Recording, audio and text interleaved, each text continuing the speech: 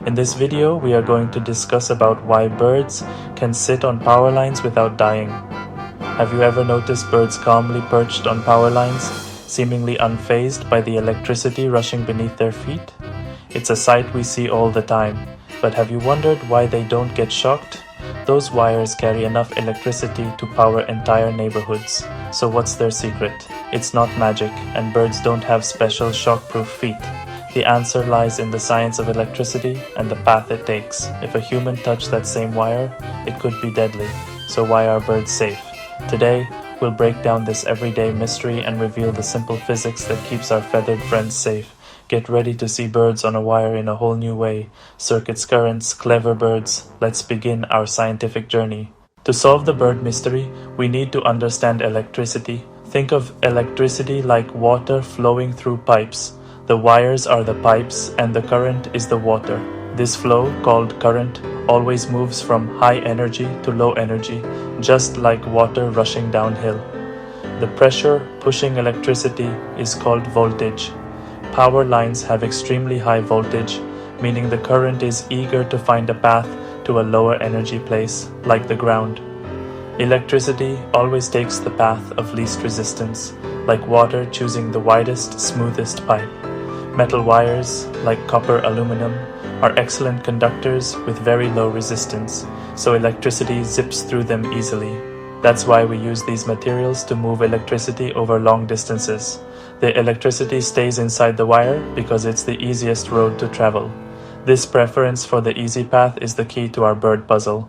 Let's see how this plays out for our feathered friends. Picture a bird landing on a high voltage wire, both feet close together. The electricity in the wire is like a fast river, and the bird is just a tiny bump on its path. The wire offers almost no resistance, while the bird's body is a much harder, bumpier road for electricity. Electricity is lazy. It sticks to the easiest route, which is the wire, not the bird.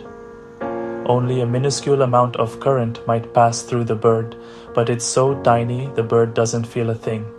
The key? The bird isn't giving electricity a new path to travel. Its feet are too close together on the same wire.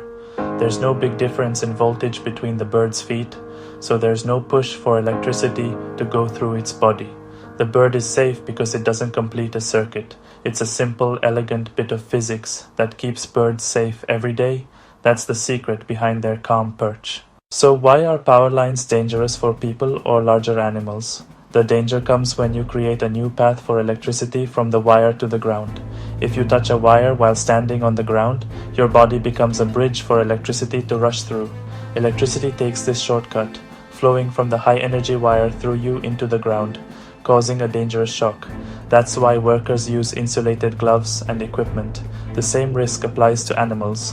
If a squirrel touches a wire and a pole at the same time, it creates a path to the ground and gets zapped. Or if a bird's wings touch two wires at once, it bridges two different voltages and current flows through its body. Power lines are spaced apart to prevent this. The small bird on a single wire isn't providing a new path, so it's safe. But touching two things at once completes the circuit, and that's when trouble happens. It's all about the connections you make. So why can birds sit on power lines without getting shocked? It's all about the path electricity takes. Electricity always chooses the easiest route, the metal wire, not the bird.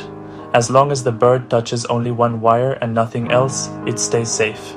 The danger comes when someone or something creates a bridge from the wire to the ground or another wire. That's when electricity flows through the body, causing harm.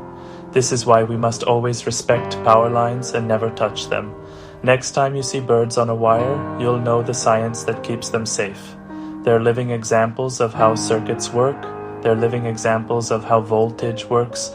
They're living examples of how resistance works. Science is everywhere, just waiting for you to ask questions and discover the answers. Stay curious and stay safe. If you liked it, tap that like and hit subscribe so you don't miss what's next.